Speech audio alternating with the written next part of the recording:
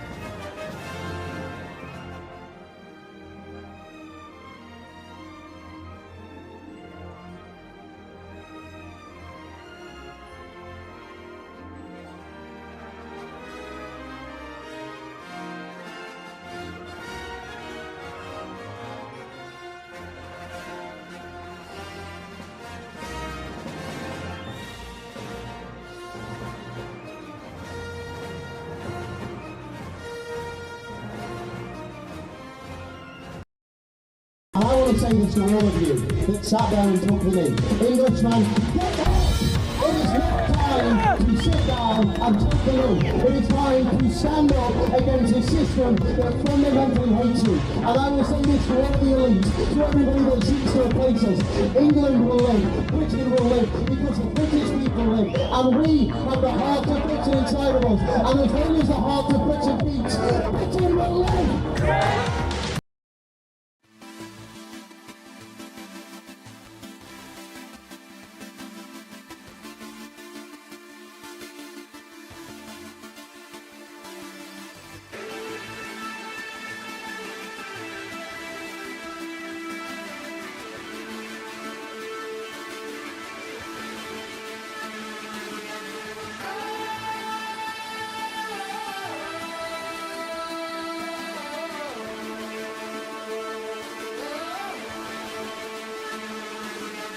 Once upon a time, somebody ran away, saying fast as I can. I got to go, I got to go. Once upon a time, we fell apart. You're holding in your hands the two halves of my heart. Oh, oh, oh, oh.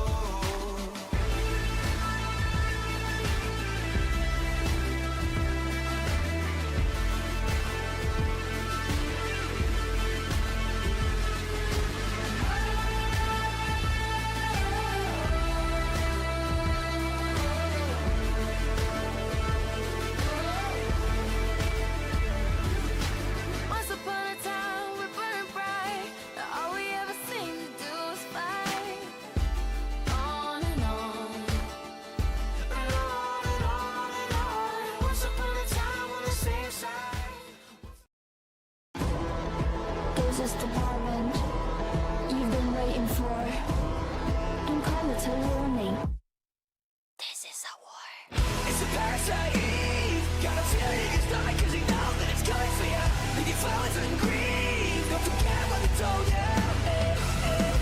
When we forget the infection, will we remember the lesson? It's the Push us faster than kill you. Nothing else will. Hugh Anthony. No offense to the GOAT, my GOAT, Hugh Anthony.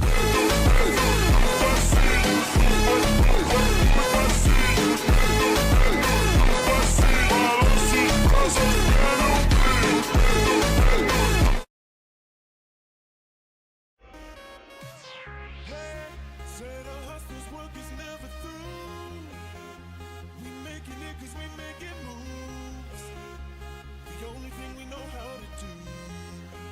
Said it's the only thing we know how to do. Work hard, play hard, work hard, play hard. We work hard, play hard. Keep partying like it's your job. Work hard, play hard, work hard, play hard. We work hard, play hard. Keep partying like it's your job. Said our hustlers' work is never through. We making it 'cause we making moves. The only thing we know how to do. Said it's the only thing we know how to do.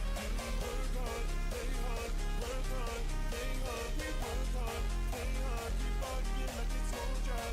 Work hard, play hard, work hard, play hard. We work hard, play hard. Keep partying like it's your job. Yeah, said our hustlers' work is never through. We making it 'cause we making moves. The only thing we know how to do. Said it's the only thing we know how to do. Work hard, play hard, work hard, play hard. We work hard, play hard. Keep partying like it's your job. Work hard, play hard, work hard, play hard. We work hard, play hard. Keep partying like it's your job. Work hard, play hard, work hard, play hard. We work hard, play hard. I just want to say the weather's getting better. It's nice and warm. You know what? I am sweating like a fat bitch in a chippy right now because it's extremely warm in my box of a room. But you know what keeps me cool? When I'm sweating my ass off, doing a live show with 5 different lights beaming on me, a nice cold mug of blackcurrant juice in a Prioritise Britain mug. Nothing beats a nice cold mug of blackcurrant juice in a Prioritise Britain mug.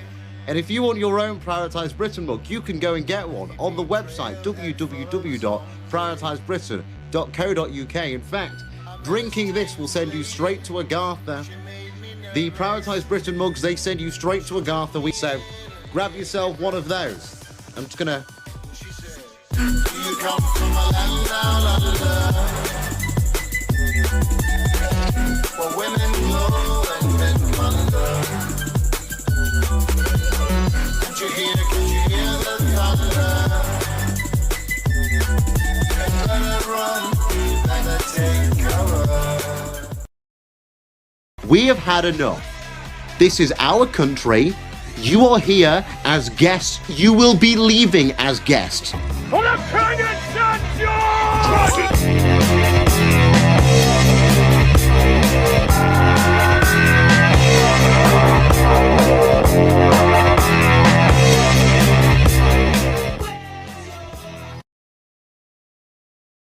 When the light fades, there's a high place that I go.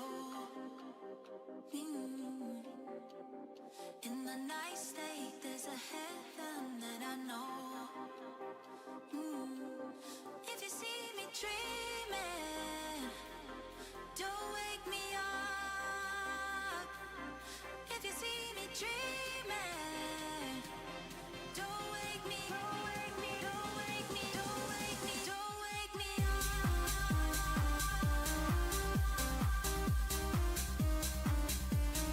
don't wake me up.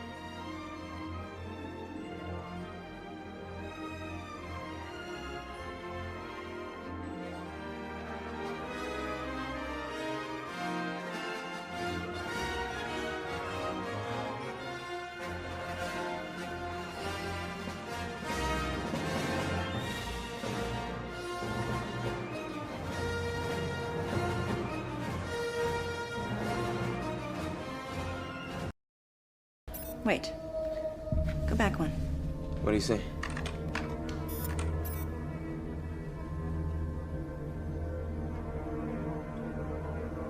Bring his face up. Full screen. His glasses. There's a reflection.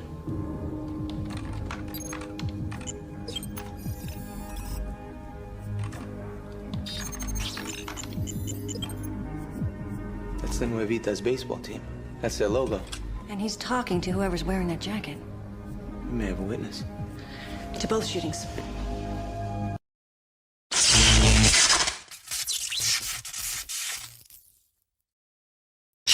Good evening, everybody, and welcome back to Prioritise Britain. I'm your host, Hugh Anthony, and we've got a big show today. Loads to go over. I'm talking entirety about war. I'm talking AI planned data centers everywhere. I'm talking a technocratic doomsday on our doorstep. It's not going to be blackpilling. Every day is, I guess, a little bit blackpilling. We live in Britain, but loads to talk about regarding it. It's a very dangerous situation, and nobody's even speaking about it. I've not seen anybody today talk about what we're going to be talking about, which is this AVENGERS AI system, this AVENGERS AI lab developed in Ukraine for the Ukrainian war, which they are bringing over here to Britain. So a load to get into with all of that. Obviously, no one's been covering the Ukrainian war for a while, especially not on the nationalist scene. For some reason, we just ignore the meat grinder, the war that is nothing more than an anti-white establishment coup over in the Eastern European region. We ignore that and we allow our people, the white people, to continue to die. Well, I mean, why if you count the Slavs? But we are the white people to continue to die over in Eastern Europe. And really the advancement of it has to do with the war machine. It has to do with our market bonds. It has to do with the advancements of things like Elbit manufacturing. It's all of these different systems and the cogs that are turning over there to continue to pump out this massive coalition by the war machines, by the government, by the global finance, by the technology companies, by all of these cyber companies to carry on this war, which has been going on now for 4 years, I think, just over 4.5 years. It was February 24th, 2022, I believe, when this war started. So it's been going on for nearly half a decade, nearly 5 years, really, and it's just got into the back of everybody's minds. And at the beginning, Russia was obviously seeming more dominant, then rolled in the sanctions, then rolled in the help from the European Union and from NATO and the deployment of missiles and defense missiles and drones and UAVs from America, from Europe, from NATO. Lots to talk about regarding that. It's been a very interesting week regarding developments in Ukraine. Now, I have been saying, since especially Burnham took over into government, I said, well, look at who he's employed inside of his cabinet. Obviously, the foreign minister is Ed Miliband. Ed Miliband, obviously a Jewish individual that cares deeply about the relations in the Middle East because of the Jews' connection to the land over in the Middle East. If you're going to go off the Khazar Empire or whatnot, we had that already. And I said, well, look, really, Ukraine is like the Israel of Europe. Did you know that the original Israel was going to be in southern Ukraine? Did you know that? A lot of Ukrainians, I think 10% of their DNA is Ashkenazi DNA. So I said, look, somebody like Ed Miliband has a big care for Ukraine. And then on top of that, I said, well, Ukraine is what they use as the backpedal to also help Israel. And we'll get into that later. There's some things I do want to talk about regarding that. And I've been warning about this, and I was warning about the agreements that we had with Ukraine. I was warning about the millions and billions in funding that we've given Ukraine, with Zelensky continuously coming back to Britain to hug our prime ministers and beg for more money. And I've been saying, well, look, the Ukrainian war is not going to end. It's not supposed to be a quick war. Russia was never going to have this quick war that they wanted.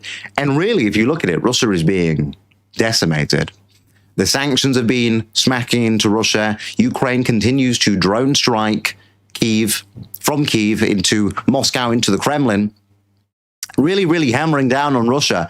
And the way that it's going to play out, really, is Russia does have the biggest military assets in the entire world, but it does not have the supply that Ukraine does. And this has really been the difference.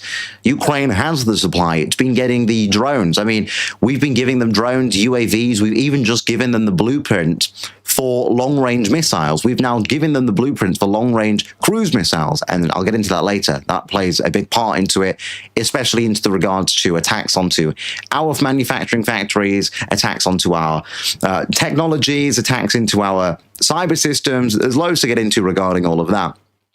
But I've been saying that, well, Russia's been losing.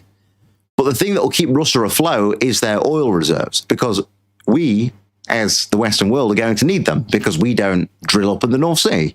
We import from the Middle East. And when you get a war in the Middle East, like the Iran war in the Middle East or the Palestinian war, then you end up with a higher increase in sales. I mean, if you look at oil prices here in Britain, they have now a 4% higher rate than they were. Like, it's going up and it's going up.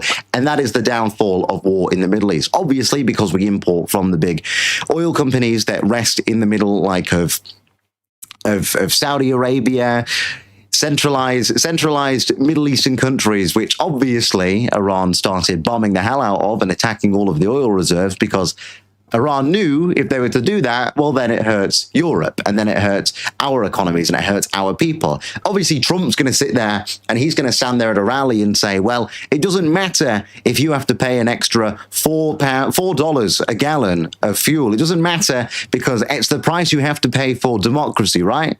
That's the price we have to pay for the Jewish oligarchies. To keep the Jewish oligarchies going, we have to pay more money. You, the average working man and woman, has to pay more money out of your pocket just to get to work every day.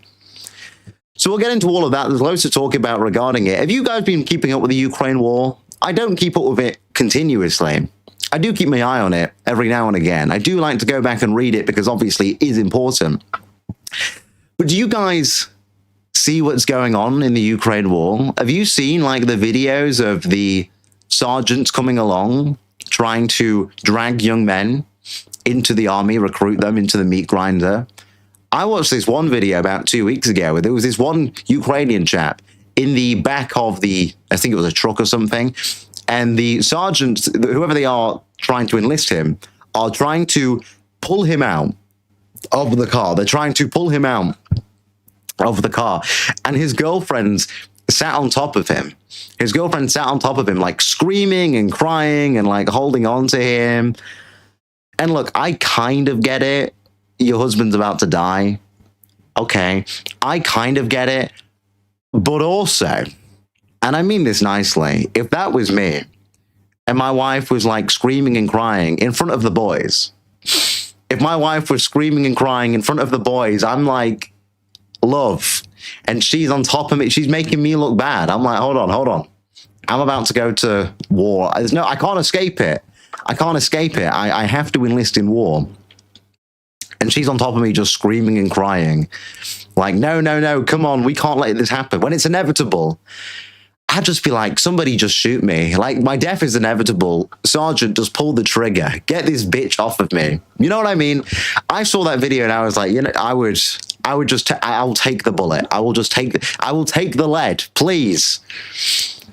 But that's what's happening. In all fairness, Ukraine's fine. They've not lost much territory. They've had a little bit seized on the far eastern border. The Donbass, okay, who cares? That was already a Russian rebellion. They've not really had much seized. They're fine. You see the videos of all these like Ukrainian women prancing around Kiev, and they're just walking normally on the street, basically doing a catwalk. It's fine. That's what propaganda is.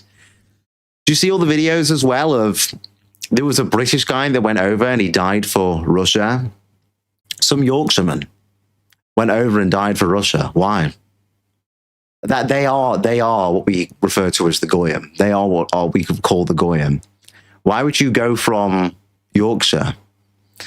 I don't know whereabouts in Yorkshire. North Yorkshire, West Yorkshire. Okay, maybe if you're in Bradford, I understand. But why would you go from Yorkshire to go and fight for the Kremlin just to get blown up by a drone? It wouldn't ever be me. It wouldn't be me. That right there isn't Angloid in Ukraine. He said he was going to Ukraine to me. He said he was off to Ukraine for a few days. Isn't he in Ukraine? I don't get it. What is the obsession with going to a war zone? You know what I mean? Maybe I'm just not that adventurous. Maybe I just don't want to go involve myself in rubble. It's like all these people that are like, I'm going to go to Palestine. I'm going to go see what Gaza's like. I'm going to go see what the war in Iran's like. I'm going to go see what the war in Russia and Ukraine is like. It's like, why? It's like, why? You got nothing better to do? Do you really want to go there? For what? Obviously, it's just so he can be like, look where I've been. Like Boris Johnson, constantly. He's actually part Ukrainian, true fact. Like Boris Johnson, Ukraine's biggest advocate, going over to Ukraine to do a documentary with Channel 4. State-funded, by the way. Crazy, that, right? State-funded Boris Johnson propaganda campaign to go to Ukraine, because Channel 4 is owned by the government, to go over to Ukraine to be like, look how bad it is. We need to keep giving them more money. We have to. British people don't even support it. I think a poll came out and it showed that 7 out of 10 people in Britain don't support Ukraine in the war. This is what happens. People just don't care anymore for these long, drawn-out wars. They don't care. We're just like, no, this is just stupid. This is just stupid. But I don't know. The propaganda around these things is dumb. The entirety of these things as well. This has been nothing more than the biggest propaganda machine to basically lead to technocratic control over Western countries. And that's what the whole AI development, that's what the whole Elbiot systems, that's what this all is. This is technocratic control over our countries. And we'll get into it. Lots to go over with that. Before I do, make sure you like, subscribe, hit the notification bell so you never miss whenever I go live. You'll find me live on YouTube, X, and Rumble every single weekday from 7:30 p.m. until 9 p.m. Head over to the shop as well, prioritisebritain.shop/shop. You can pick yourself up the wonderful quarter zip. People still love the quarter zips. They're my favorite as well. I feel very like rugby league in my quarter zips. You know what I mean? I feel like I belong at the East India Club. Very aristocratic. Listen, it's good to feel rich. You know what I mean? Anyone that says no, all of these like millionaires, I'm not talking Gucci, I'm not talking like straight up design of everything, but it's good to look old money. People say that's just rude to say in like the council estate. I'm not saying like don't go and wear joggers. I wear joggers sometimes.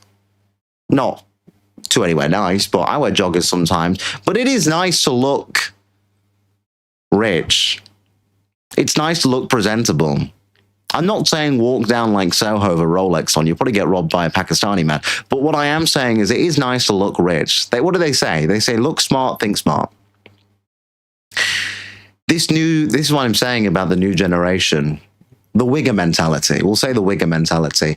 With like the Nike tech jackets. It's like, you know what I mean? That is such a cultural disadvantage to Britain. We used to go around wearing all of these nice suits, nice tailored three-piece suits. Even like teenagers would go around London wearing these nice tailored suits. And now look, people are walking around half-sagged trousers, half-sagged Nike tech trousers. It's ridiculous. And you wonder why people aren't taking our country seriously.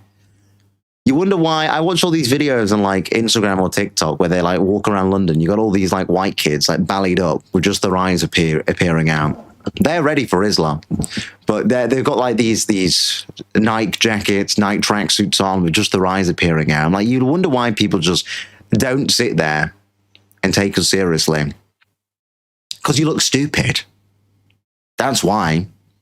Why can't we dress nice anymore?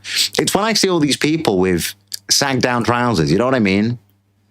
It's like the guy there, the 18-year-old Spanish player who was like celebrated as like the next Messi or whatever. I saw a video of him on stage. He had like his trousers sagged all the way down. And like all these people do this, and I don't get why. You know where that comes from? I think I've told you guys before where that comes from. That's from prison culture. When you've got your trousers like sagged down to reveal your underwear, that is what, this is true by the way, that is what gay men used to do in prison to show that they were open. So you're acting gay. That's true. And now people think it's a gangster and it's hard. It looks dumb. It just looks dumb. Anyway, I'm just thinking about Peaky Blinders. I was watching it on Netflix. That is what I'm thinking about. That is what I'm thinking about. I used to get, this is true actually, I used to get known as the three-piece suit man in college. I used to always wear a pinstripe suit in college. This is true. I've shown you guys this on the show, so you know this is not a false story. This is true. I always used to wear a charcoal pinstripe suit in college, and everyone used to call me like the three-piece suit man. That was inspired by Nigel Farage. The only thing I can still love him for. He used to be my hero, and then he sold out to the Jews. He used to be my hero, then he sold out to the Jews. Many such cases. Many such cases. Anyway, we'll get into the actual news. We'll get into the news story. I'll read you the first article. There are two that I want to look at, but I'll read you the first article today. This is from The Guardian. I read everything, all right? I do read everything. I don't just focus on right-wing news. That's how you become retarded. I focus on everything. UK to use Ukraine battlefield data to train AI to protect sensitive sites. London and Kiev in deal to help stop protesters and hostile states targeting military bases and critical infrastructure. This is where it's important. AI models trained on Ukrainian battlefield data will be used to stop protesters and foreign states targeting UK defense sites, railways and energy plants under a deal struck between London and Kiev. Private companies will also be given access to the vast trove of data from Ukraine's AVENGERS AI lab to help build new systems, the first agreement of the kind in the UK. The scheme will be piloted. This is what I'm saying. Piloted at UK defense sites, building a model to identify protesters or hostile state attack. It uses AI-optimized sensors, in-buried fiber optic cables to detect different kinds of movement. The government has suggested the technology, if proven workable, could be used at airports, prisons, railways, and energy infrastructure. Now, this is really important. And I've been saying this. I said this about 3 weeks ago. I said this really when Burnham first got into office. I said, well, look, what they are doing with the Ukraine war is they are using this to justify, number one, there's a few different reasons. Number one, the authoritarian control over people here in Britain. Like, as they're saying there, protesters. Who do they mean by protesters? Well, they're talking about Palestine Action. They're talking about Palestine Action targeting the Elbit systems, targeting the Elbit manufacturing company. If you don't know what the Elbit manufacturing company is, it is the biggest weapons manufacturer to Israel. It is the one that produces all of their guns, a lot of their drones, a lot of their technology, and it sells them over there. Obviously, I said with somebody like Wes Streeting, who came out and they critiqued Israel, and they said that they're committing a genocide in Gaza, but then asked about sales to Israel and said, would you stop it? He said, no. And that is my point. What I was saying at the beginning, months ago, well, a month ago, when Burnham got in, what I was saying is that Burnham and his cabinet may have come out like they did, and they said that relations with the state of Israel had frozen because we condemn their action in Gaza. We condemn the Israeli government's action over in Gaza, the genocide over in Gaza. That's what they originally said. And that was the news headline. The Israeli government, key sources inside of it, said they can't work with Burnham's government because of the condemnation. They can't work with Burnham's government because of their views against Israel. But then I said, ignore it. And I said, ignore it because I said, look what they do behind the scenes. Look who they put in. The current foreign policy advisor in number 10 is the ex-Labour Friends of Israel. The head of Labour Friends of Israel, under Tony Blair. I said, look who's helping to build up Gaza. It's Tony Blair. Look who Burnham takes inspiration from. It's Tony Blair. Burnham said it would be akin to idiocy to not listen to Tony Blair. I said, look at who he's actually employing into his cabinet. Ed Miliband. Ed Miliband, by proxy of being the foreign minister, then also becomes the head of MI6. I said this is extremely important because Ed Miliband said in 2014 he loves and he admires and he worships Israel. Why? Because he's a Jew. That's why. And I said, look at who Burnham's actually employing. Look at, like, even people like Shabana Mahmood. David Sainsbury, his daughter, gave Shabana Mahmood £50,000 last October. They are still being paid for by the same people that are working for Israel and want to preserve Israel. So I said it doesn't matter what Wes Streeting says, or Burnham condemns, or they come out and they pretend like they're against it, or they pretend they're frozen relations. I said, look what actually happened behind closed doors. Look who's actually running the show, and look at their affiliation to the state of Israel. I made that very clear. And now, what are you beginning to say? Well, obviously, who did Ed Miliband meet with? He met with the JLC. Ed Miliband met with Amnesty Trust. Ed Miliband met with the chair of deputies. These are all Jewish organizations. I said, look who's even inside of the JLC. One of the executive heads is somebody like Mrs. Mendoza. Mrs. Mendoza is the wife to Dr. Mendoza, who works for Reform, and he's their foreign policy advisor. I said, these are the people that they're appeasing. And what do they discuss with the Board of Deputies? What do they discuss with the JLC? Ed Miliband discusses the sanctity of Israel, the preservation of Israel, the Jewish community, the helped alliance against Iran and the Muslim Brotherhood. I said, it doesn't matter what they say to you. It doesn't matter what the media tries to push out to you. Because if you actually look what's happening behind the scenes and who is working inside of this government, they are still working for the benefit of Israel, and they are still willing to allow the war to carry on, to share our data, to sell them arms and manufacture arms. So when they come here and we now get this Avengers AI lab, and it comes out and the first thing they say is not about the foreign attacks, because obviously Russia is now threatening to attack us. Ex-heads of Russia, now advisors to the Kremlin, are coming out and saying that Russia may attack UK manufacturing factories that are producing drones because we gave over instructions and blueprint how to make long-range cruise missiles over to Ukraine. They said we may attack them. Then what happens the day after? Now all of a sudden we have this agreement with Ukraine to have their data, to have the blueprints to this data, almost like a quid pro quo. And the excuse is Russia. And they've already started to do this. A report came out 3 days ago, and it stated that there have been attacks, data attacks, on our facilities. One of them, they blamed on Iran. There was no evidence that it was Iran. They just suggested that it may be, this is what they always say, like they did with the assassin plot up in Huddersfield. They said that it was a supposed link with a group that's backed by the IRGC. No evidence of it. And I keep saying they're doing that because who's one of the biggest allies to Iran? Well, it's Russia. This is how they pin it on us. This is how they fearmonger these kind of situations. When they talk about Russia encroaching into our northern territory in the water, when they talk about the cyber attacks, when they threat that Russia is threatened to nuke us, when they now come out and talk about the potential attacks on our manufacturing companies. But then if you actually read into it, well, what are they talking about? They're saying, well, it's going to be a trial. It's going to be a trial on the security facilities. And what security facilities do they actually mean? Because they mention protesters. And what manufacturing facility was attacked by protesters? It was the Elbit manufacturing facility, the largest manufacturing export company to Israel. And that's kind of been the point. That's kind of been what I've been saying to you.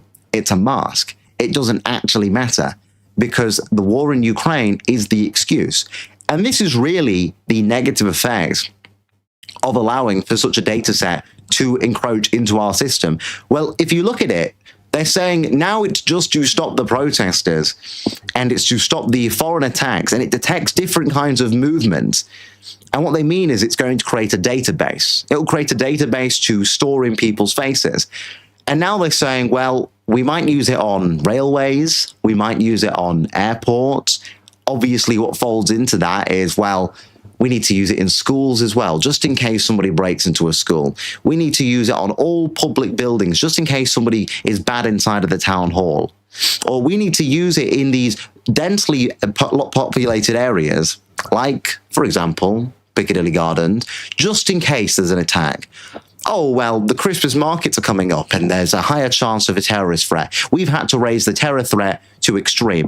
Well, we might as well install some of them here just to monitor in case there's a foreign attack. Or they'll use things like pride festivals. Oh, well, there's a higher attack that some Mohammed may drive his truck through a bunch of queers on the street. So we'll add them on the main areas. We'll add them on the main areas of these big cities.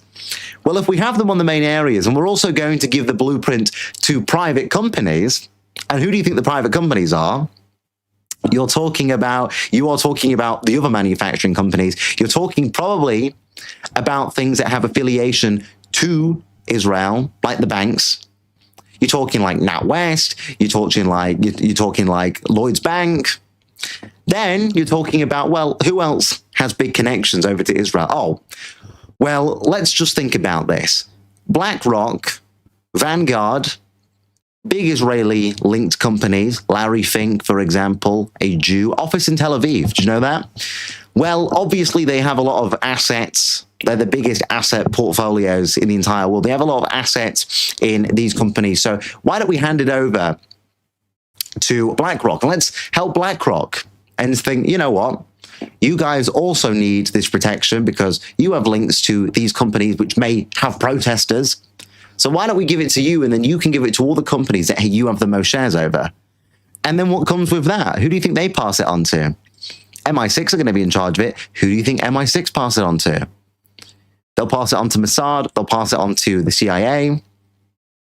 And then you're going to end up where we all are giving in to these AI-regulated companies, these big AI databases, and the point of them is to monitor your behavior. Monitor who they deem a threat to their agenda. Why do you think they need it in an airport? It's not about hijackers because most attacks inside of airports, they happen on planes. But why do you need it in an airport? Oh, we can monitor who's coming in and out. Who do you think they're monitoring? Who's coming in and out? Who do you hear gets nicked at airports for supposed terrorist charges? Who is it? I'll give you a hint. You and me.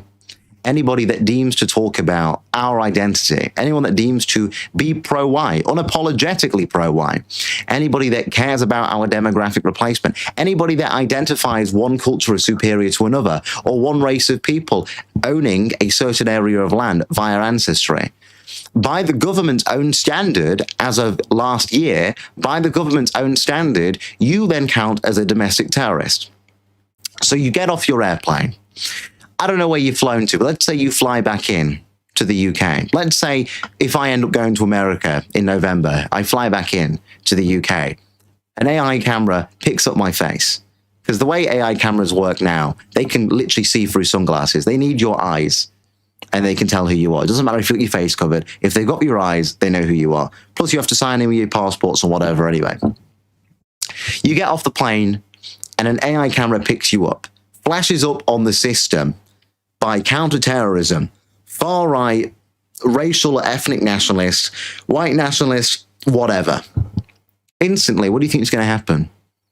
They're going to nick you. They're going to say, we have reasonable concern that you may be against the public good and the safety of British people. Under terrorism laws, you have to give them your phone. You have to open it and you have to answer every question. They ask you for hours. You have to listen to them. Otherwise, you get charged with terrorism offenses. And then you're looking at 14 years in jail. So you give them your phone, you open up the phone, they find something on there that they're not a fan of. It could be anything, really. It could be racist memes. Remember Sam Melia, arrested, jailed for, well, it was a 2-year sentence, got let out after 8 months. For what? Putting up stickers? What do they accuse him of? Well, they said his stickers were lawful, but they described his intent to be unlawful. They described his intent to be stirring up racial hatred. What did they find? Some old group chats with racist memes in it. Now imagine you have an old, I'm sure, listen, we've all got a group chat with the boys. All of us has an old group chat with 3 of the, it was always the trios, right? We've all got it. My 2 best friends from secondary school, we've still got the group chat, the boys group chat. We send racist memes in there. we take the piss. Now, let's say a government agency grabs onto that. Counterterrorism, with the help of Hope Not Hate, because Hope Not Hate directly helps counterterrorism. Counterterrorism grabs onto that. And I've been picked up by this AI recognition camera because I'm deemed a bad image on this day. I'm deemed bad to the public good.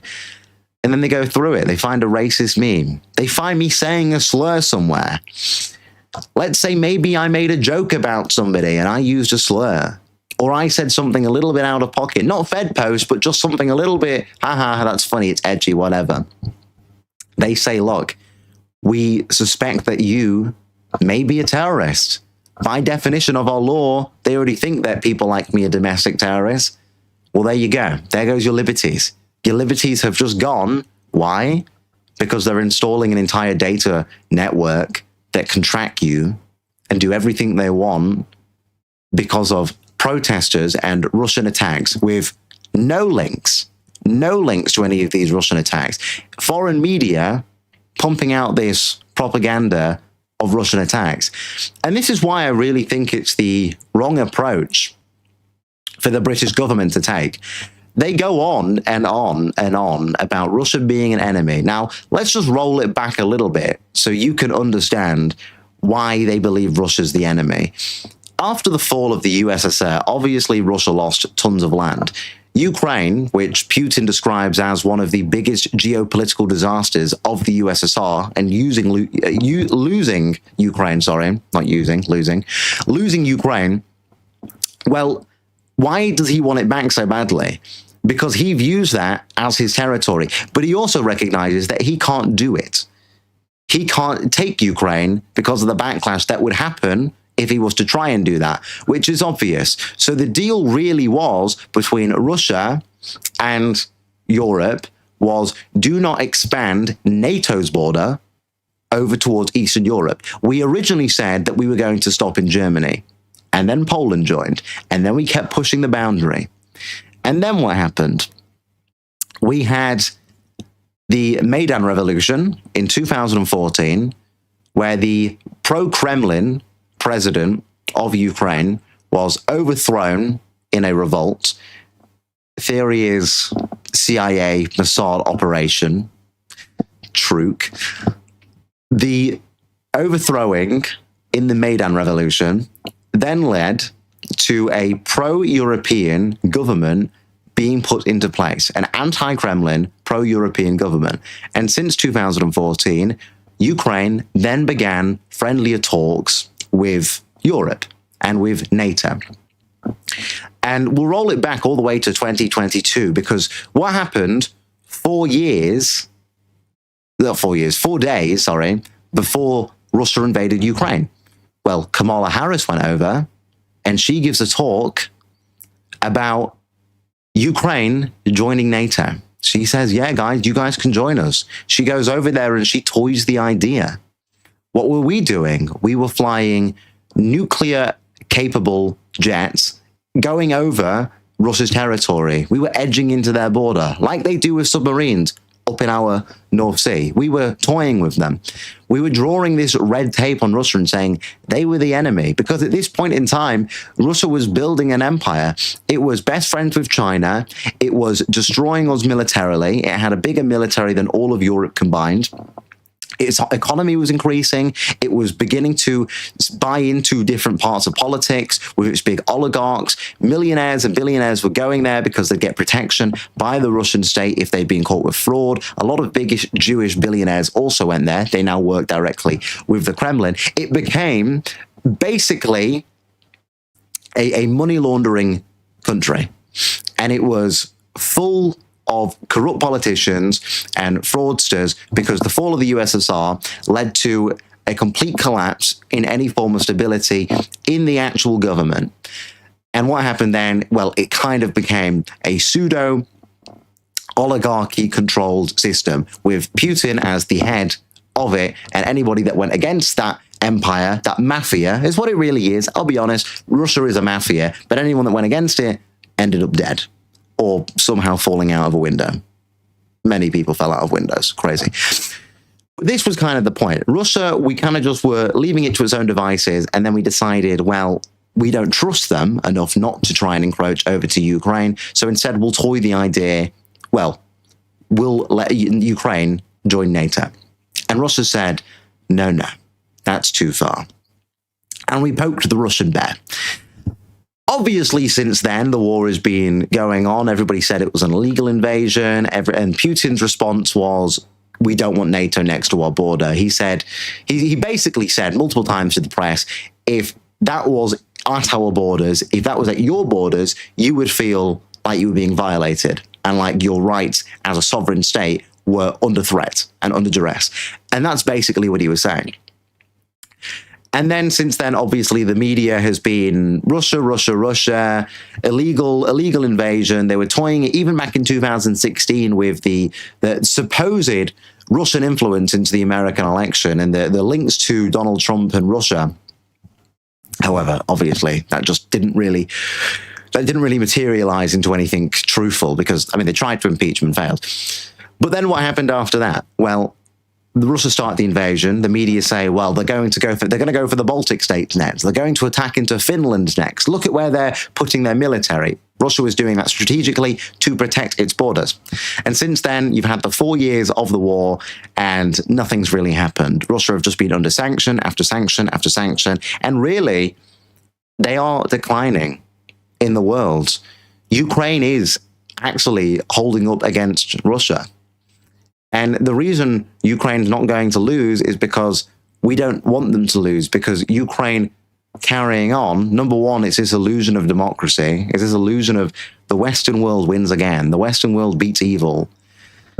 But at this point in time, and this is what I can't comprehend. Well, I can. I understand why war is important. I understand why the war bonds are important. I understand why the war market's important. What I can't comprehend is why we are not trying to be friendly with Russia.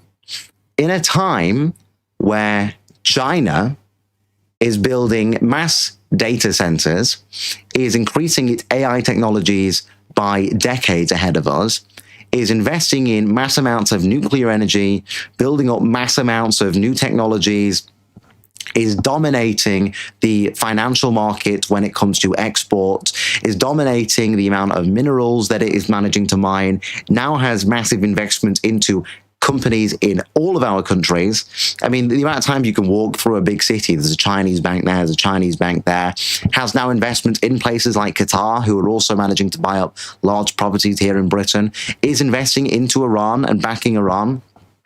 China's really winning. And the trade war between America and China hasn't really affected China at all. They didn't care because China can bully America. And China's biggest ally is Russia. And in a time where Russia is decreasing, now would be a good time to try and make better relations with Russia.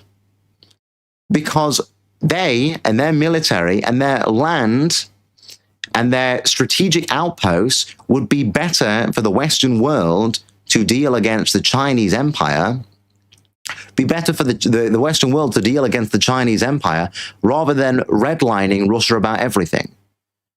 This is the time, if there was ever a time to force Russia into liking us.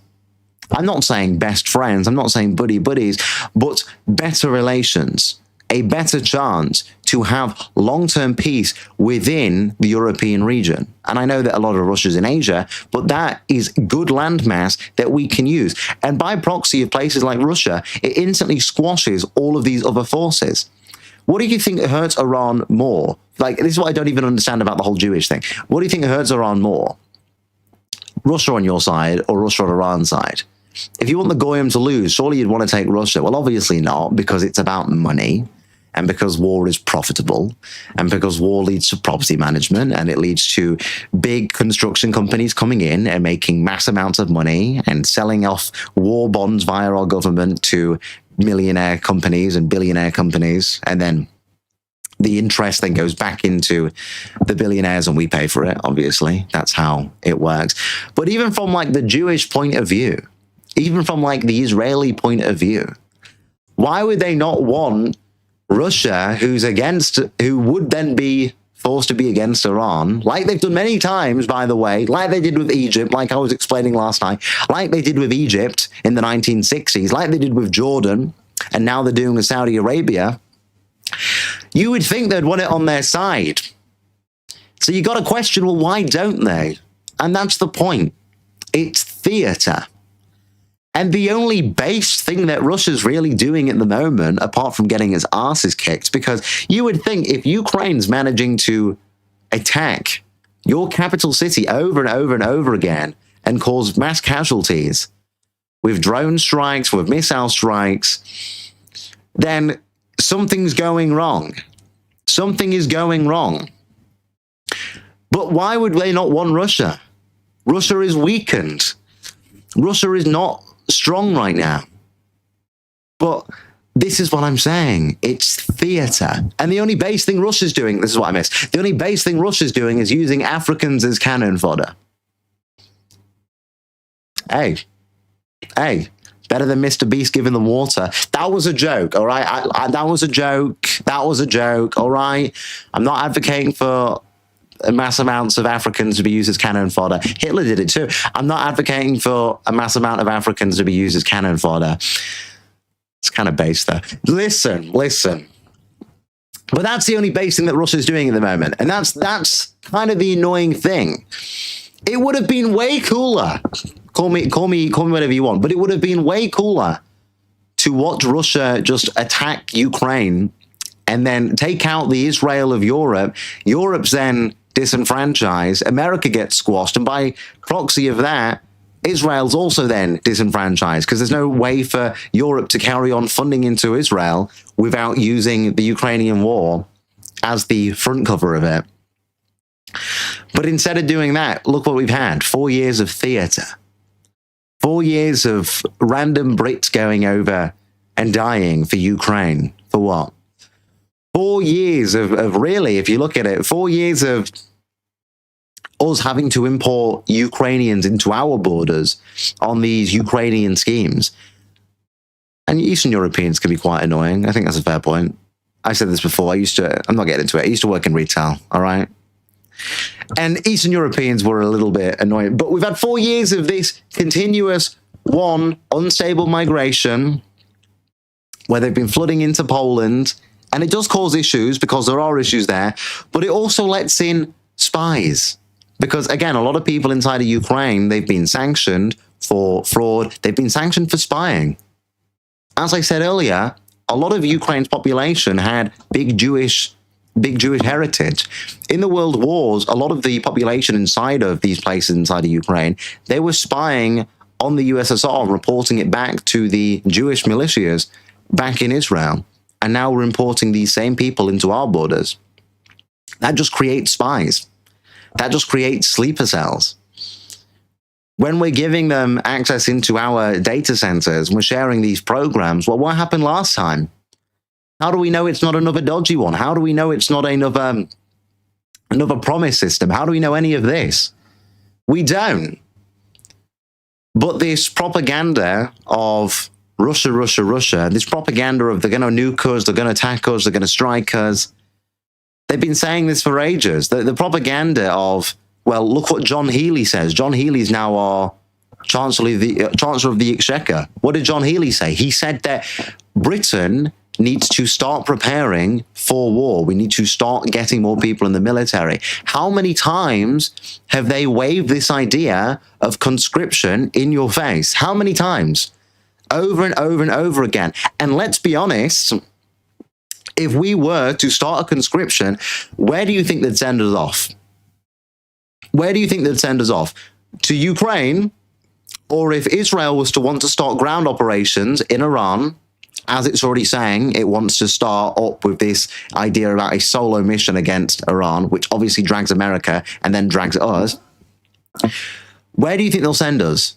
To the front line of Ukraine, or to go and help with the ground operations into Iran, into southern Lebanon, into certain parts of Syria, which we're still going after? Where do you think it will send us? Obviously, into both. That is the point. They say it's for Ukraine. They say it's for Russia. It's not. Who are the people that get conscripted? It'll be the white British people. It'll be the young, healthy, able white man. This is what always happens. What do you think this happens for? Well, number one, the foreigners don't want to fight for us. If we start another war in the Middle East, like we did with the Iraq War, look what happened in the Iraq War.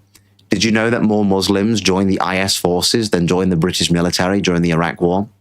What do you think would happen again if we then helped in ground force operations in Iran? What do you think happens then? These foreigners here, number one, you create conflict on our street. In fact, Jonathan Bowden said this in a speech in Huddersfield. He said, number one, we don't know what Iran has inside of their massive amounts of mountains. We don't know what they have hidden under there. We have no idea. Their nuclear enrichment facility was hidden underground. We don't know what they have under the rest of the ground. Number two, you then create a conflict on our streets. You have a mass amount of the population that will have a care for Iran.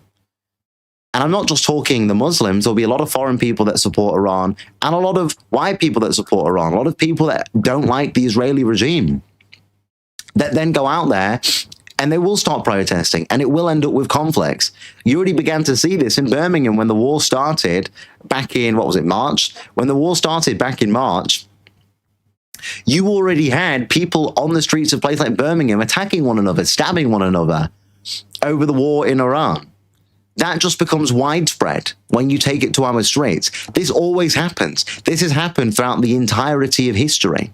If you have a specific interest in a group of people or a country of people elsewhere, and you support them, and you have a connection to them via the tribe, and that is your people, if something bad happens there, you bring it to where you are.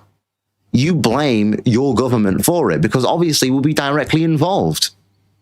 And this is all on the back of saying we need to go and help Ukraine against Russia. This is all on the back of the war that started 4.5 years ago by Kamala Harris going over and toying the fact that Ukraine could potentially join NATO. This is what started it. And now we're in this situation where they're talking about conscription every other month.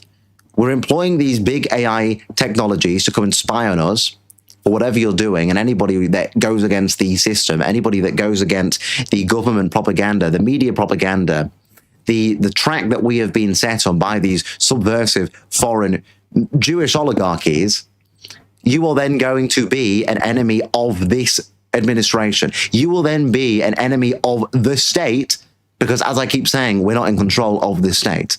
The state is working for a foreign population. It's working in the foreign interest of the people that pay it.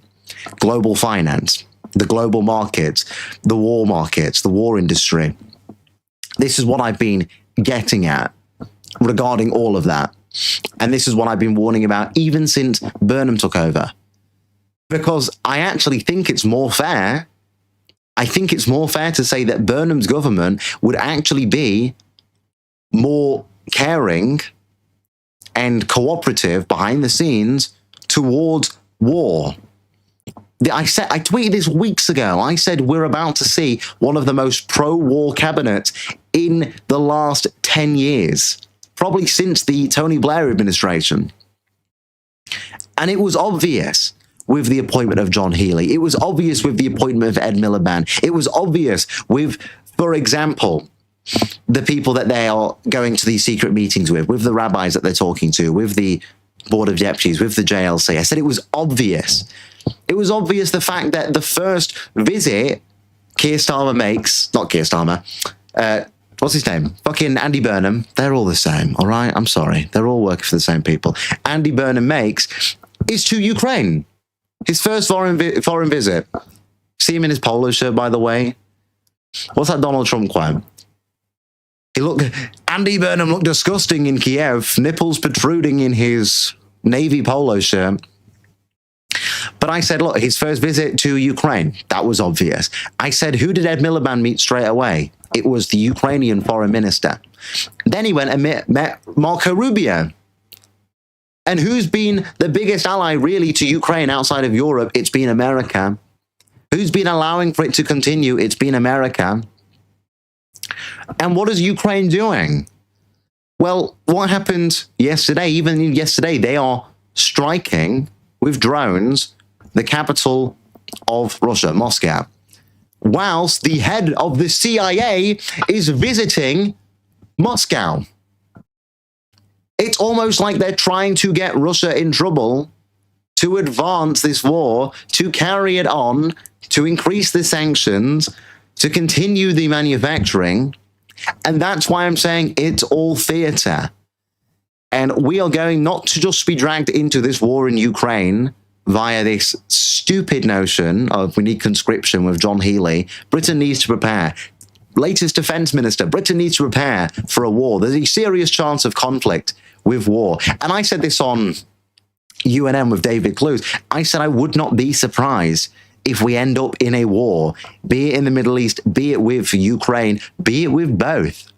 If we do not end up in a war in the next 10 years, I would not be surprised in the slightest, because that's what everything's been pointing to.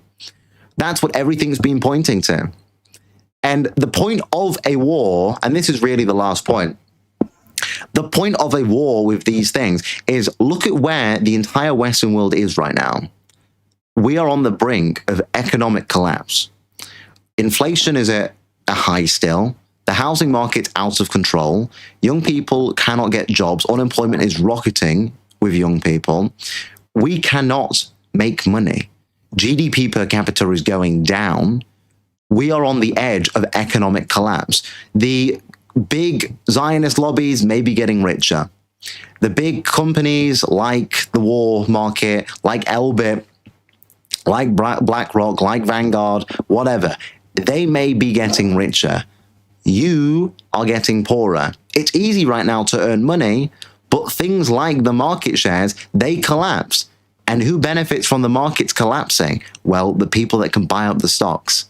The average person that's investing in Bitcoin or is investing in market shares or stock shares, if the market collapses, they are fucked. They struggle with those kind of things. Again, this is why I'm saying you need to start understanding how to earn liquid cash, how to actually make money, how to actually take advantage of these AI systems while we have them, to drop ship, to do all of these different things. But if these collapse, it's you. It's you that suffers from them. And what happens after that? You get a technocratic, authoritarian economic system, which is mainly encrypted and is mainly controlled by one force and one force only.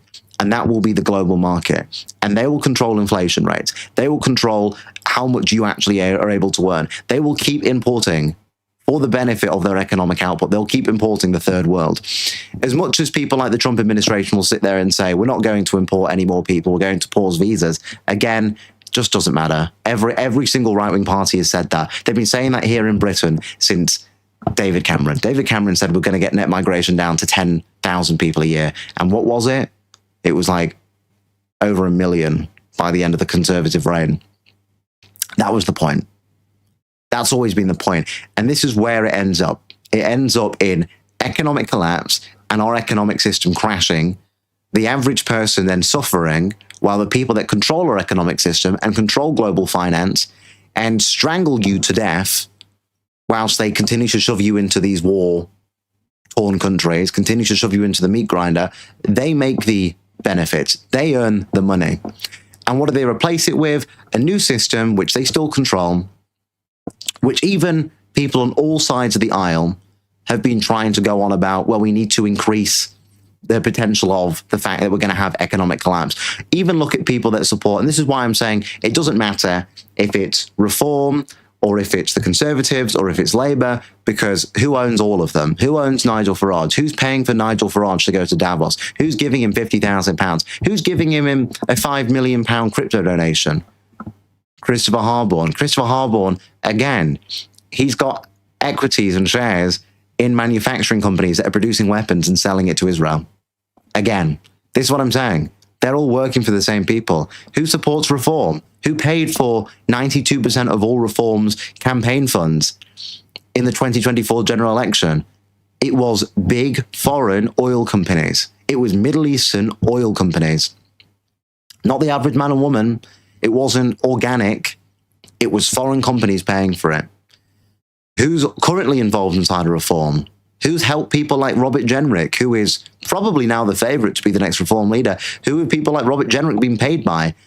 Philip Ulfman, you know, Philip Ulfman, big Jewish millionaire who has openly spoke about on places like GB News, talking about we are going to enter a period of economic collapse. So we need a new economic system.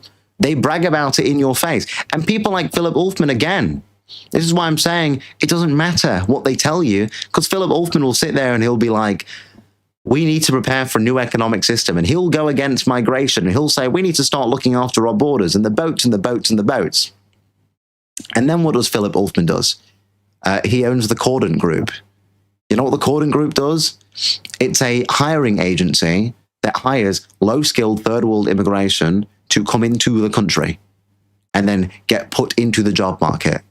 So whilst he's going on the one hand, the boats, we got to stop the boats, the illegal migrations, blah, blah, blah, blah, blah, he's also inviting millions of people into our border via his company to then take your jobs, to take the young people's jobs.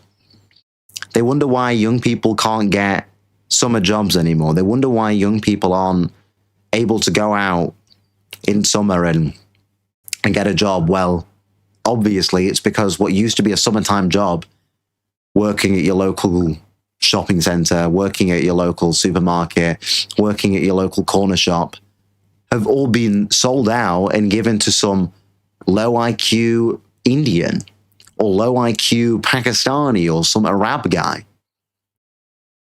They've all been given to these foreigners. They've not been given to our people, and that's really the point. Our economic system has been purposely degrading the white British people and instead preparing for a collapse to allow for this autocratic system to be implemented for the benefit of global finance, whilst at the same time making your living standards worse. And I'm not talking, there's a difference between living standards economically, as in like shit-run services, and living standards by where you actually have to live. Because the other downfall of this is you end up with millions of these migrants here. And let's be honest, none of us want to live around like a million Indians. None of us want to live around a million Arabs or a million Mohammeds. None of us want to live around a million fucking Africans. But we do. Because of the same people that are paying for the destruction of our race, of our people. And this is what's stupid about people like the left, which for some reason people think we can agree with because they're on about stopping the wars. They're on about getting rid of the Elbit systems. They're on about destroying the infrastructure and the manufacturing companies. And people go, well, they're helping us and we have to be pro-third worldism because of that. And I'm like, but these are the same people that will advocate for the mass migration. These are the same people that are also subscribing. This is why they're fucking stupid, by the way. Because they're also subscribing into the replacement via this economic system, which is being pushed by the same people they think they're fighting. When they go on about, it's the billionaires, it's the millionaires, and then they're also advocating for the same thing that they want. This is why the left is stupid. And this is why I just can't stand people that side with it. Because I'm like, what do you think immigration is? It's a capitalist point of view. It's always been a global finance point of view. Labour was started as an anti-immigration party. And all these people are now being like, no, we have to work with them. We hate Jeff Bezos. We hate Elon Musk. We hate all of them, but we're fine with the million Pajeets coming in. We hate all of these people that are making money from the same thing that we're advocating for. It's why they're dumb. It's why they're stupid. It's why fundamentally they're still not on our side. Listen, this is what I mean. You can go on about like this whole Avengers AI lab, and you can talk about the fact that they're banning it because of the protesters that went into the Elbit manufacturing system and started smashing up the machines. I'm not going to advocate for that. I think that's just stupid. Again, they ended up in jail. Well done, dumbass. Well done. Oh, I'm having a hunger strike. All right, Bobby Sands, eat a fucking sandwich then, you daft twat. I'm having a hunger strike. Eat a sandwich then. Shut up. But I'm not going to have sympathy for these people that went in there and they started smashing it up and they were attacking people with sledgehammers. I'm not going to have sympathy for that. Because fundamentally, those people are still idiots and they still want us dead. Okay, they still want us dead and they still want the importation of this millions of foreigners. Not interested. Not on our side. Not my friend. Whatever. Don't even fall for that. But they still think that we have these people thinking that we are our friends. Oh, this is base, guys. They don't want this. They don't want this AI in the country either. They don't want the Avengers AI lab in the country either. They don't want to fight these wars. They don't want the war markets to increase. Well, they're advocating for it. By proxy of being a fucking retard, they're advocating for it.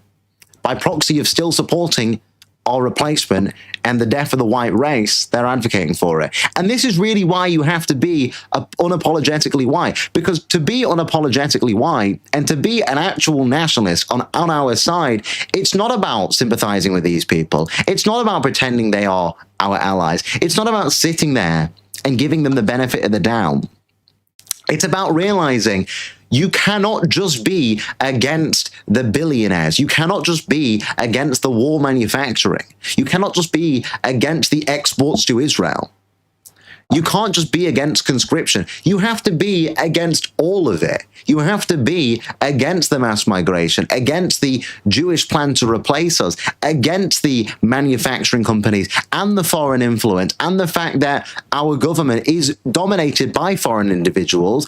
Our lobbyist groups are dominated by foreign individuals. The NGOs are dominated by foreign individuals. We have enclaves in our own country with foreign individuals. Our neighborhoods don't represent us by foreign individuals. They come over here and they do things like the rape gangs and the grooming gangs.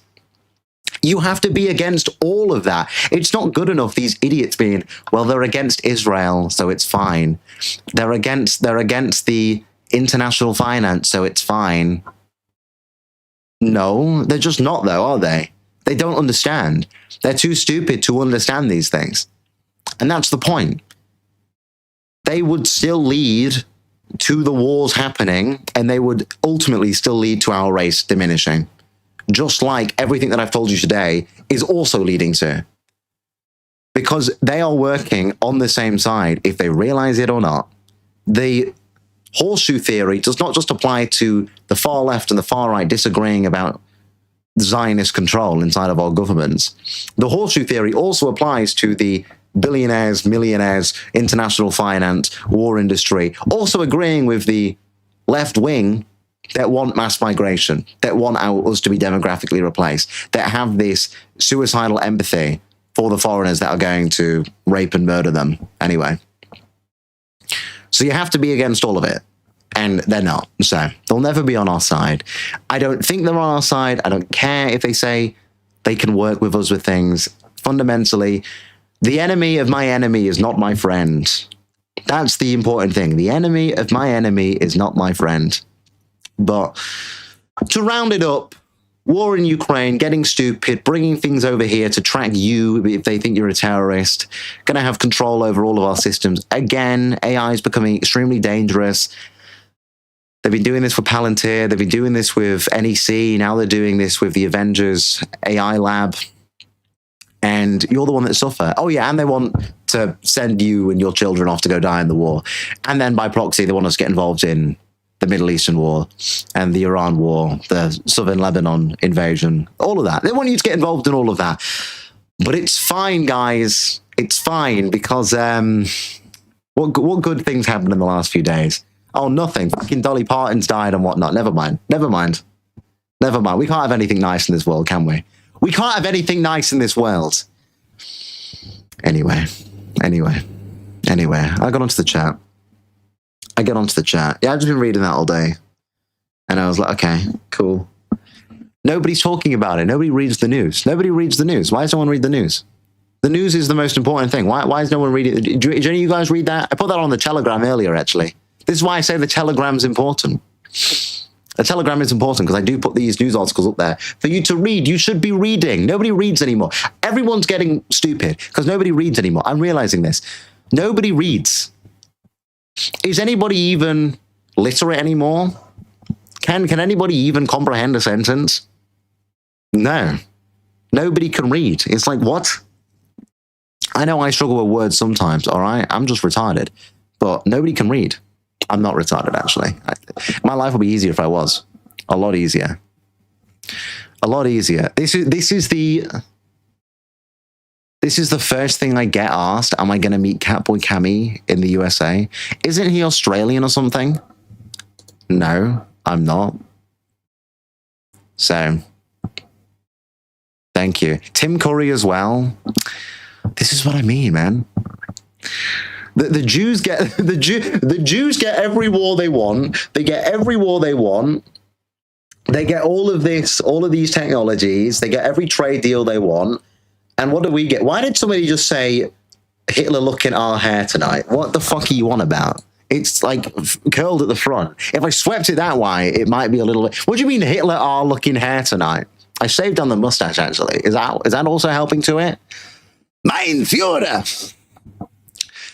But the Jews get whatever they want. They get every war they want. They get the Goyim thirsting at their feet, and they get Tommy Robinson promoted everywhere. And what do the Goyim get? Raped. The Goyim get raped. Keep the painter fringe. It suits you. Okay. Anyway, let me get on. Let me get on to the super chat. Let me get on to the actual super chat. Let me make sure I got this pulled up. I do apologize. I'm being slow today. I do apologize. Told you Brit gripes about Tungsten West. Yeah, well, Tungsten, you were right with that, in all fairness. I mean, I was telling this as well. But again, that's because you read the news. That's because you read the news. That's what I'm saying. Read the news. Read the news. You will learn what to invest in. Okay, fair enough. The stock markets are going to probably crash a little bit in the next 2 years, but do it while you can, all right? Being ahead of the game is how you get it. Being ahead of the game, Hugh's hair is perfect. Why do you guys like it when I accidentally have Hitler hair? I just got out of the shower and couldn't be arsed, so I swept it to one side. I don't have to do anything with my hair. It just kind of goes into it. I do actually look a bit like Hitler. I do actually look a bit like Hitler. Everyone says this, man. I'm never beating the... Why is my fuck like that? You see that? I'm never beating the allegations. My mustache doesn't grow in the middle. It doesn't grow in the middle. It grows there. And my initials are the reverse of Adolf Hitler's initials. He was AH and I'm HA. I'm never... Why is a guy called the Fat Gardening Jew in my chat? What are we doing? I'm never beating the Hitler allegations, am I? It was not intentional. It's not intentional. It's really not. I apologize. It's not intentional. Didn't unalive myself on my B-day yesterday. Huge W. I'm glad, Hugh. I'm glad that you didn't unalive. How old are you now? You've got Asian genes in you. The Asians don't age. The Asians just don't. Nah, the Fat Gardening Jew can stay, man. The Fat Gardening Jew can stay. He's harmless, right? What do fat Jews aren't scary, right? What do fat Jews do? They're eating the same goy slop. This is the thing. The best Jews are not eating goy slop. The best Jews aren't fat. You know, no, this is true, actually.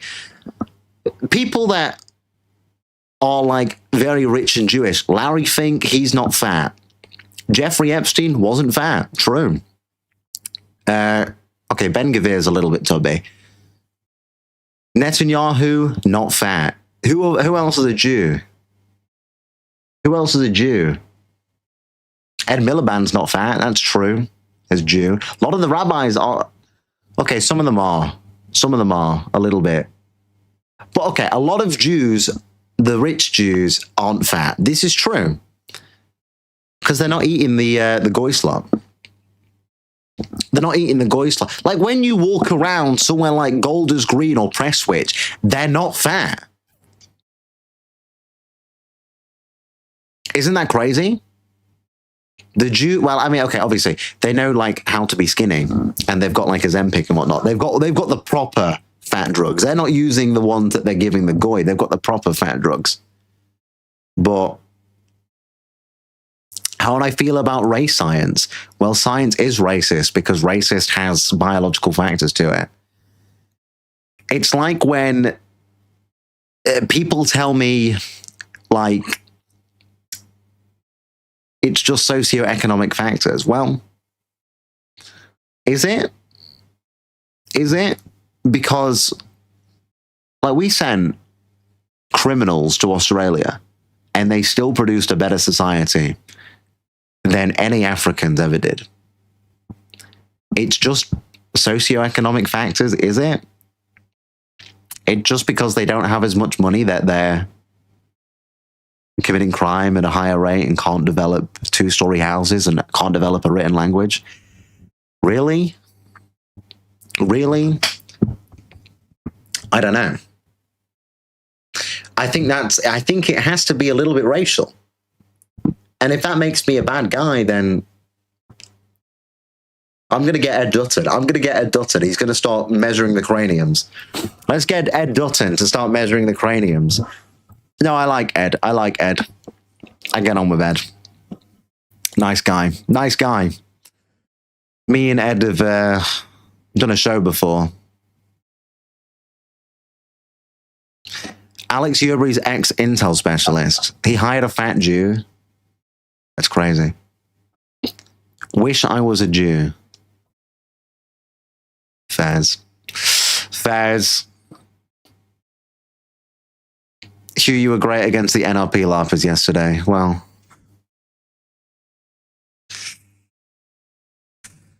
Yeah. It was, yeah. That was, most interesting, like, 90 minutes of my life. I'll tell you that. Anyway, I'm not getting into it. I had fun. I think it was fun. Yeah.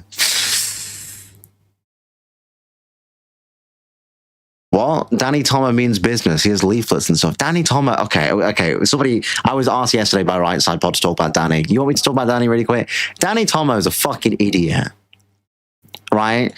Danny Tomo is a fucking moron. Because this whole thing about we need a boat and we need trucks and we need 100 Patriots. You ever realize that, like, multiple times he started, like, telling people, march down that way, let's go. Like, he did this at Southampton whilst I was there. He tried to get people to all march up the street towards Antifa. And then the actual organizer was like, no, what are you doing? And why does he do that? Well, go and fight with Antifa, get in trouble, get nicked, and he'll run away. Steve Laws told me he did this once. He said that Danny Tomo tried to get people to go in. I can't remember where it was. It might have been Dover when he was doing a thing there. He said Danny Tomo tried to get people to go over to Dover, over in Dover, and, like, start marching towards the police and whatnot, and basically antagonizing the police. And the response was just like, why? And then he runs away. He just runs away every time. It's like everyone else can do it.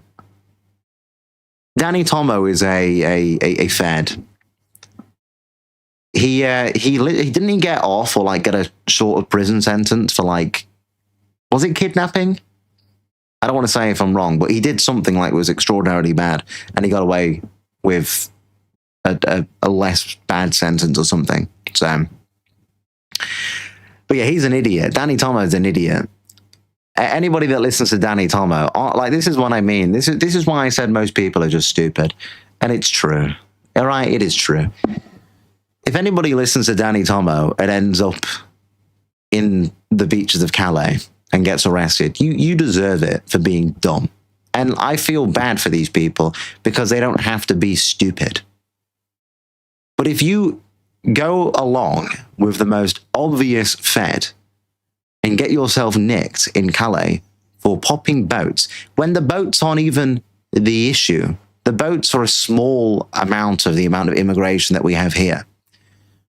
Most of the immigration is by plane. Most of the immigration is brought in legally. They're importing thousands of people a day by plane. People might be coming over on the boats, but the coast guards are helping them. You will get in trouble. You will be arrested by the French authorities. You will be deported back to Britain quicker than they'll be deported from Britain. and then you'll be banned from France. It's just dumb. Again, this is what I keep saying. If you want to stop the invasion, you're going to have to get power. Popping a few rubber dinghies isn't going to do anything because these mafia-like smuggling gangs are working in cooperation with the government. And who do you think's bringing them the rubber dinghies? Do you know what company's bringing them the rubber dinghies from Dover? It's NXO. NXO will pick them up in lorries and trucks, and it will drive it back over to Calais and then give it back to the gangs, the smuggling gangs. Do you know what NXO is? It's a logistics company for BlackRock. It is a subsidiary of BlackRock. Does Danny Tomo even know that? Danny Tomo's saying that people are paid by... Danny Tomo's gone based all of a sudden.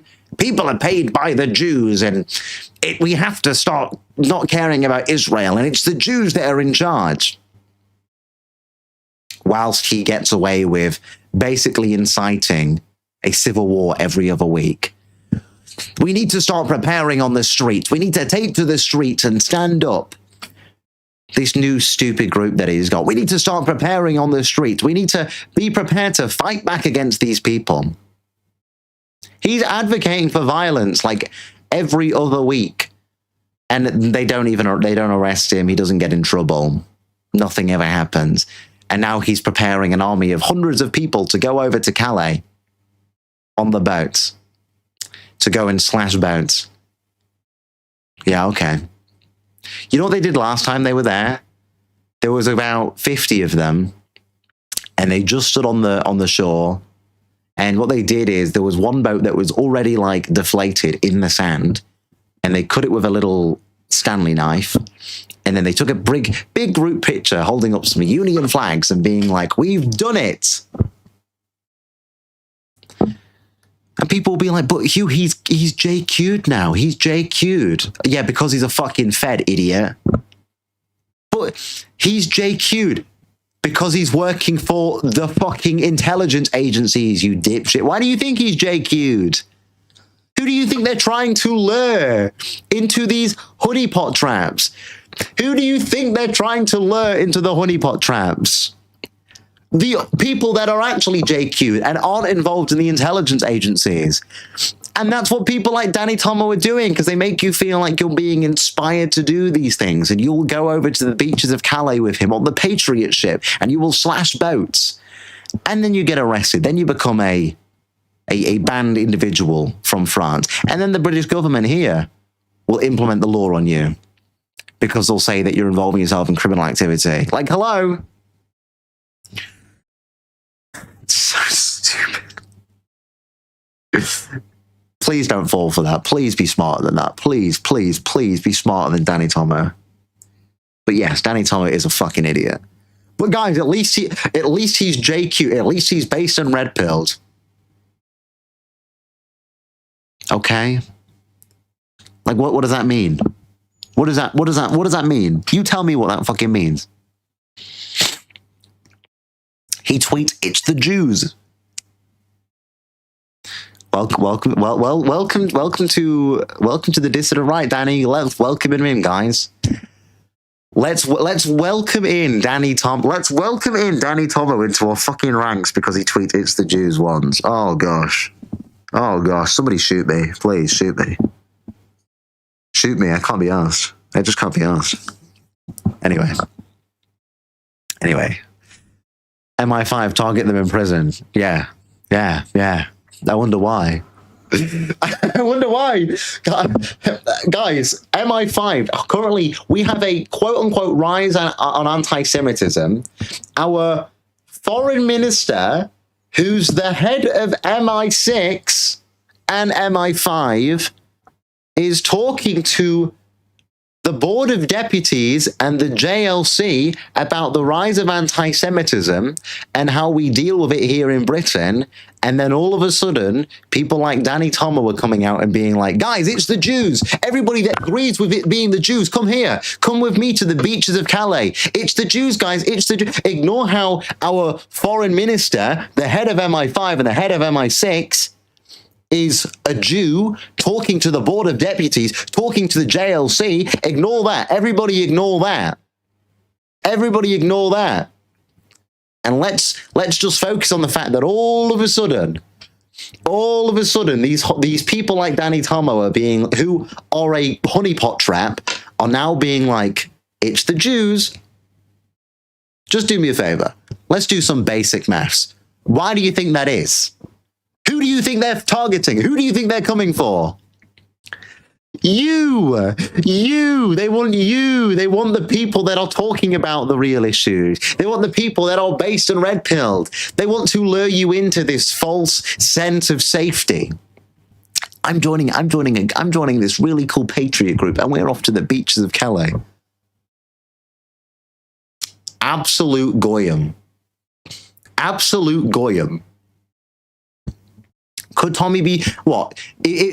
Tommy plays a different role, but would you really be surprised if he questions like lobbyist groups at some point? Would you be surprised? Like, would you? I would imagine that makes sense that he would come out at some point and like go, well, actually, maybe. They all do that. They all do that. Sorry, do I have a new super chat? I got so distracted. I was a massive. Don't set me off, please. Don't set me off. Spicekina Resources, Ivanhoe Mines, Snowline Resources, Empire Metals, and Largo. Multi-baggers in 3 years. Yeah, let's just hope we don't end up being raped in the next 3 years via our financial system. Turn it to liquid cash. This is the thing as well. This is going to be a little bit. I know people go on about putting it in crypto. You should also have some cash on you. Like, we're not in a cashless society yet. We're moving towards it, but you can still do things with cash. And like, if they debank you, which they keep doing, and we don't have any backup, if they debank you, if you have like wads of cash because you took it out, well, then you can still sustain yourself. You can still carry on. And that's the point.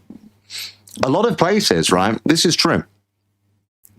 A lot of places that take a lot of, if people go on about like rent, like how can I pay my rent and whatnot, like I have nowhere to live. Well, a lot of like, especially young people that are getting debanked for being based and red-pilled.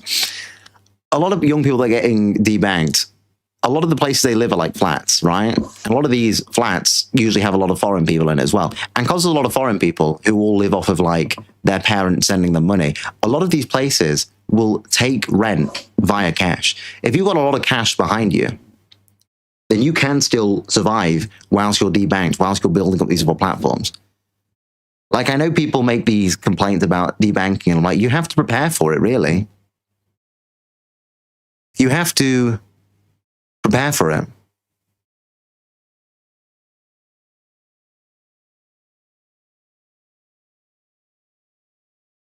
Gallivanting around about a beach in France, popping dinghies with a pocket knife is hardly a life-ruining event. There are guys, and it's funny. You also know what happens with that. When you get banned from France, the French government has to inform the British intelligence agency that you've been banned from the country. And you get a hand-delivered letter from the police telling you you've been banned. You know what then happens? Now you're on a list. That's the point. Now they're watching you. Like I was saying earlier about the Avengers AI system. Now you become a target of that. It might look funny to us. Might be like, okay, hi, hee, hee. It's funny watching people, but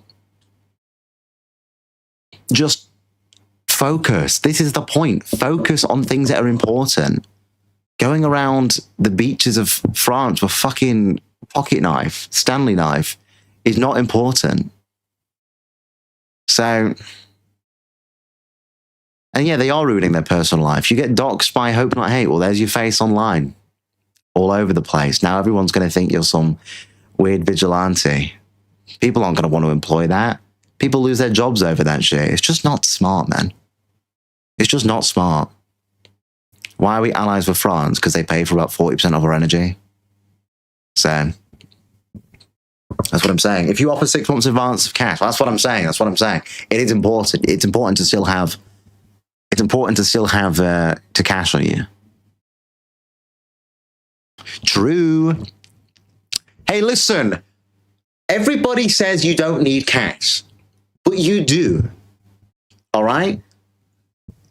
The banks have cash, and who owns the banks? They're aware. They're aware. All right? They're aware. Physical deals as well with cash aren't monitored. True. Physical deals as well with cash aren't monitored. That's how you get away with doing these sneaky deals. It'll be a bunch of bricklayers and other guys. It'll also, yeah, but they also will inspire idiots and young people to go over. That's the point. Look, if you want to go gallivant on the beaches of France, go for it. Like, I'm not going to tell you what to do. Go for it. I'm just going to tell you it's dumb. But if you want to go and gallivant on the beaches of France and slice boats, go for it. Go for it. Cash and gold and silver coins. Just have some physical wealth as well. Have some physical wealth that can back you up if you ever were to get debanked. Yeah, exactly. It is stupid to give up cash, man. Cash is beneficial. It's so stupid to give up cash. People are like, but guys, the banks say that we need to move towards a digitalized system. It's like, what? It's like, what? Why? You're going to listen to the cryptos, not the cryptos. Cryptocurrency can have benefits, but you're going to listen to like the crypto Jews. You're going to listen to like you're going to listen to the global finance that's telling you to focus on having a credit card. What? So they can track your credit score and they can punish you with interest rates. They can punish you for spending money. Yeah. Okay. Yeah, you listen to that. You listen to that, all right?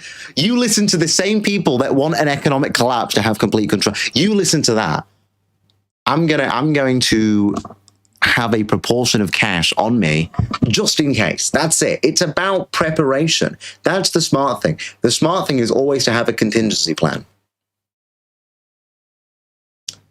Of course, it is a system to track you better. We are already slaves, giving 50 years to buy a box with a roof. Yeah, well, people they can't build their houses anymore because everything's like bought up land. There is no like, every land is like brought up by someone. Banks are your enemy, exactly. But no one's thinking like this. No one is there. Like put it like who in the British nationalist scene has said you should have a fair amount of genuine cash on you in case you get debanked or your banks freeze your account. I've not, like, we should be promoting that. Why are we not promoting that? We should be telling you about like preparing for the future. Nobody else thinks. It's like they're living in the moment. They're living in the moment. We got to think ahead. We can't just be in the moment. Because the moment comes and goes, and then they rape you. All right? And then they rape you. The government might get a little bit, you might upset the bank in a moment of postpartum psychosis. You might tweet nigger or something, and you might upset the bank, and they might freeze your bank account, and then you've got no money. But it wasn't your fault. It was your moment of postpartum psychosis, and then you end up fucking cashless, and then you're fucked. So yeah, you always need a backup. This is why I have backup accounts. This is why I'm already migrating over to Rumble, because my YouTube's shadow banned again, and I'm always getting a warning, and I'm always getting knocked off the algorithm. So I have to have a backup. You have to have backups. You have to have backups. And this is true as well. A lot of people, like, they go on about, like, stocking up, and they go on about, like, having, like, look at COVID, for example. These people were learning to stock up. But a lot of people just don't. A lot of people don't even think like that. Everyone keeps a stash of cash. That's not true, though. That's not true. A lot of, like, how many people of my generation do you think have a stash of cash? The people that work cash in hand will. Like, a lot of my friends do, because they are like they're on sites and whatnot. But a lot of my generation don't. They won't even think about it, because my generation's a little bit stupid. They'll just think, I've got a bank account, who cares? Well, what about when that collapses? What about when that collapses? They won't even think about it. They don't have mass amounts of cash on them. And this is what I mean. It doesn't mean to be a black pill. It doesn't mean to be a black pill, but people are stupid. The vast amount of people are stupid, and they just won't think about those things because we're not thinking ahead. What if it goes Weimar, a wheelbarrow load for a loaf of bread? Go grow wheat. Go grow wheat. What if it goes Weimar? I don't know. Then we just collectively hang ourselves. That's what. If it goes Weimar, we collectively hang ourselves. All right, one by one. We're in a Weimar situation. First time. We just collectively hang ourselves. No, it won't go that far there. They know they need it. They need it to keep until they replace you with robots. That's so true. Until they replace you with, oh shit, I just remembered. Waymo. This is true. You know Waymo's AI technology that uses to track the environment? That's also an Israeli company. What is going on? Anyway. Until they replace all with robots, then we're fucked anyway, but so yeah. Sorry, I always pronounce Weimar as a W. Weimar.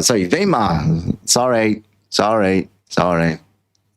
I get stupid Brit can't pronounce things as a German. Sorry. I'll go back to my Germanic roots. My apologies. Where's my SS hat when you need it? Where is my SS hat where's my armband? Where's my SS hat and where's my armband? Justin Barrett, have you got my SS hat? We're about the same height. Have you got my SS hat? Where?